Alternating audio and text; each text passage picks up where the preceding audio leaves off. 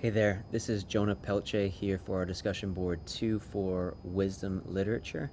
And today I'm going to be addressing the prompt of discussing the value of poetry for theological training and Christian living.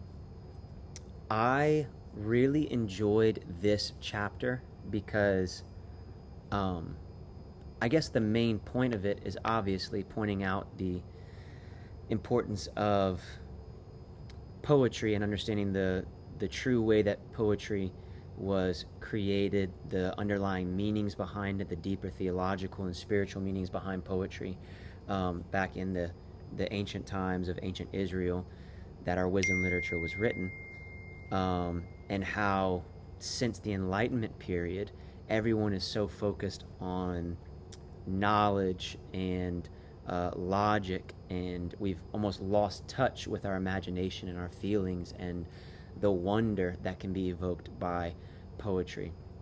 And I guess what I would say is the main value of poetry for theological training and Christian living is, is filling in that void that the rational extreme can create. If we as Christians are too rational and we kind of lose touch with the poetic side, the emotions, the imagination, the wonder, the all of that, then we're not intaking all that God really wanted to give us through his creation. God didn't just give us math. He gave us math and beauty. God didn't just give us numbers and logic, but he created a world that was made to be looked at and to be pondered on, to be looked at as beautiful, to just sit down, to look at the stars and to see his glory. And I think that that's one thing that this poetic style of writing does, this poetry does, is that it glorifies God.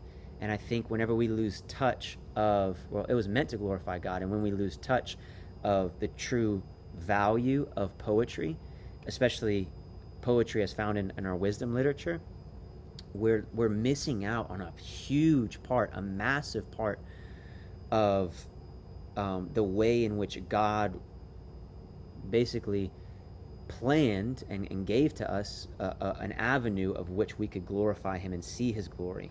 We see his glory whenever we sit down and we look at the stars and we say, wow, these are beautiful. We see his glory whenever we sit down on a seashore, on a beach, and we look at the open ocean and we realize our finitude and how small that we are and how great God is. We see his glory. He is glorified by that. And that's exactly what poetry does, just without actually taking you to those physical places. It takes you to those places in your mind, in your spirit, through reading it, through hearing it, through singing it, And I think that's such a valuable piece of Christianity that, honestly, as our authors, O'Dowd and I'm forgetting the other one, I'm sorry, as they kind of argue, that's a part of our Christianity that's kind of lost today in our hyper rational society, post-Enlightenment society. And so I think that, as they suggest, the poetry is uniquely able to evoke wonder, and this wonder glorifies God. And in a world that is overly scientific, we need that.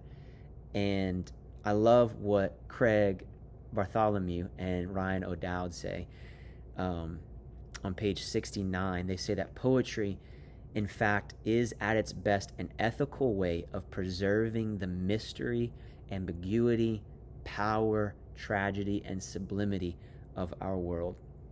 They said in, I think, pages right after this one,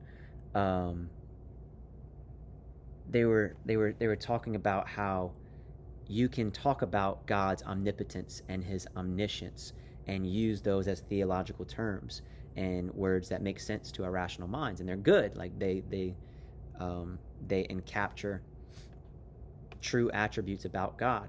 However, you can say the same thing or display God's omnipotence by talking about In Job, I think it was Job 41, where God says, Job, are you able to draw the Leviathan in with a hook?